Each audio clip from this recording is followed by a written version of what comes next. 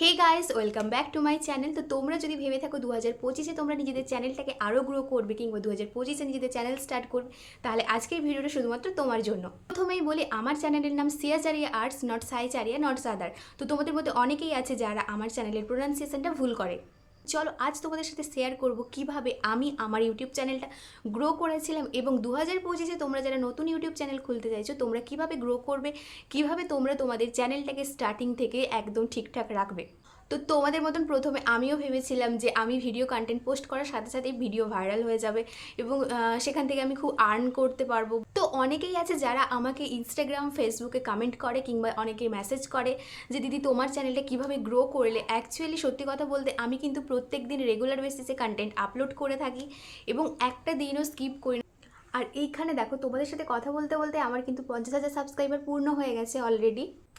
তো শুরুর দিকে প্রথমে কিন্তু একটু খারাপ কমেন্ট দেখলে বা 2-3টে নেগেটিভ কমেন্ট দেখলে তোমাদের কিন্তু ডিমোটিভেট হয়ে যাওয়ার চান্স খুব বেশি।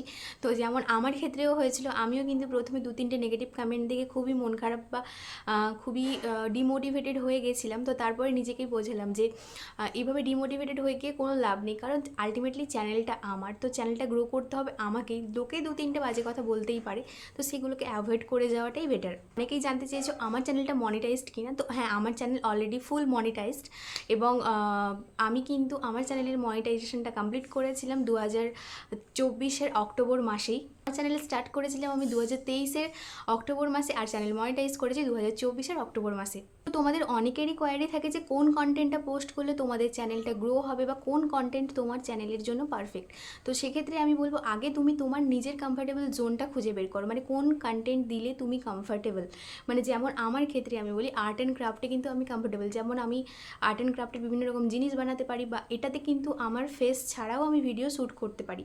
তো সেক্ষেত্রে কিন্তু তোমরা আর্ট অ্যান্ড ক্রাফটে যদি ইন্টারেস্টেড হয়ে থাকো সেগুলো করতে পারো, বা যদি ফুড ব্লগিং করতে চাও সেটাও করতে পারো। কিন্তু সেক্ষেত্রে তোমাদেরকে প্রথমে তোমাদেরকে এরকম ভাবতে হবে যে প্রথম 7 দিন আমি ফুড ব্লগিং ছাড়লাম, বা পরের 7 দিন আমি হচ্ছে যে আর্ট রিলেটেড কন্টেন্ট ছাড়লাম বা এমনি ব্লগিং ছাড়লাম। তো এই কন্টেন্টগুলো তোমাদেরকে কিন্তু দিয়ে দিয়ে দেখতে হবে কোন ভিডিওটা তোমার বুস্ট হচ্ছে বেশি। তো যেই ভিডিওটা তোমার বেশি বুস্ট হবে সেই রিলেটেড কন্টেন্ট কিন্তু তুমি পোস্ট করতে থাকো, দেখবে তোমার চ্যানেলের কিন্তু গ্রো 100% হবেই হবে। তো আমার চ্যানেলের ক্ষেত্রে আমি কিন্তু প্রথমে যেমন ছিল মেকআপ রিলেটেড বা হচ্ছে কসমেটিক রিলেটেড ভিডিও শ্যুট করতে চেয়েছিলাম, কিন্তু যখন দেখলাম যে ওই ভিডিও আমার কিন্তু পাবলিশ হচ্ছে না বা ওটা আমার বুস্ট হচ্ছে না, তখন আমি কী করলাম, আমার চ্যানেলটাকে আমি আর্ট অ্যান্ড ক্রাফট রিলেটেড ভিডিওতেই কিন্তু কনভার্ট করেছি। তো আরেকটা জিনিস তোমাদের সাথে শেয়ার করি, সেটা হলো এখন কিন্তু শর্ট ভিডিও প্রচুর বুস্ট হচ্ছে এবং শর্ট ভিডিও দেখে প্রচুর প্রচুর ভিউজও আসছে। তো তোমরা যদি ভেবে থাকো যে শর্ট ভিডিওর জন্য আলাদা চ্যানেল খুলবে, লং ভিডিওর জন্য আলাদা চ্যানেল খুলবে, তো সেক্ষেত্রে সেটা তোমরা তোমাদের মতো করতেই পারো। কিন্তু আমার সাজেশন অনুযায়ী আমি বলবো যে তোমরা একই চ্যানেলের মধ্যে শর্ট ভিডিও এবং লং ভিডিও দুটোই আপলোড করো।